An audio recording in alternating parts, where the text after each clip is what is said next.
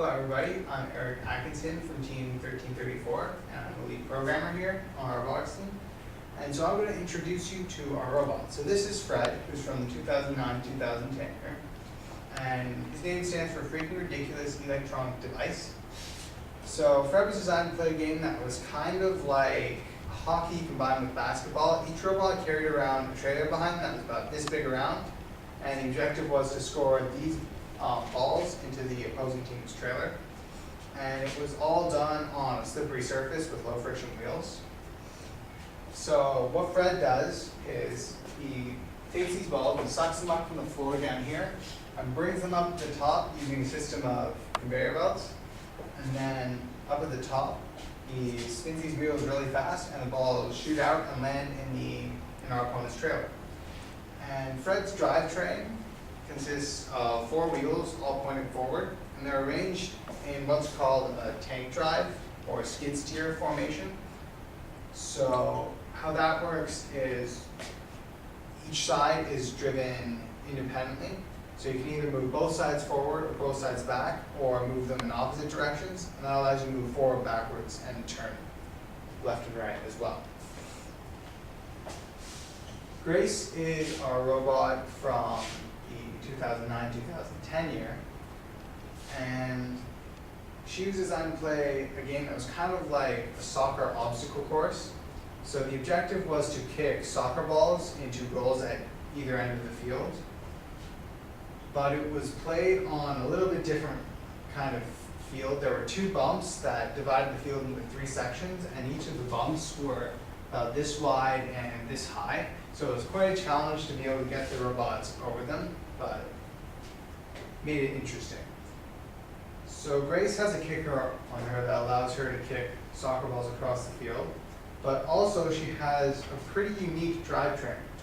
What it does, it's called a swerve drive, and what it does is each wheel is not pointed straight forward like they are on Fred.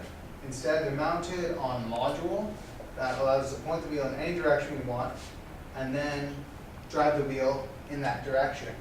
So what that allows us to do is the robot's movement as a whole becomes much more open. There's a lot more ways that you can move. You can, in addition to you move forward and turn side to side, you can now also move sideways. And you can also combine movements however you want to.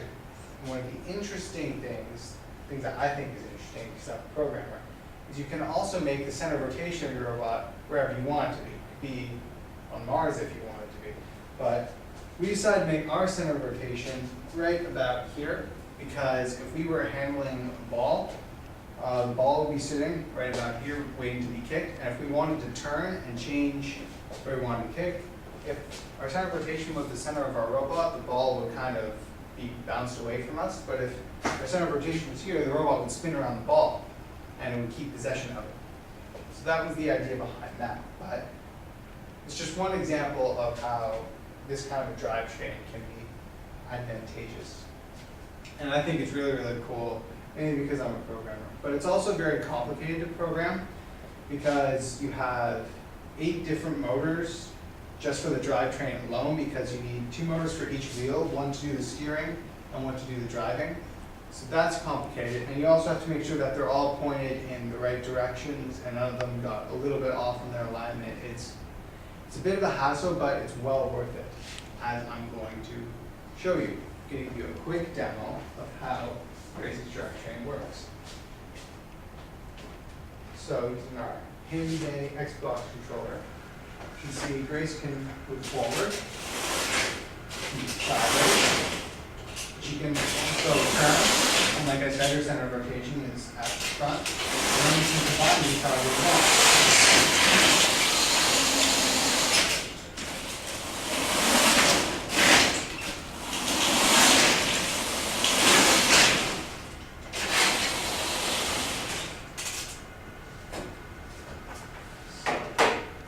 That's that.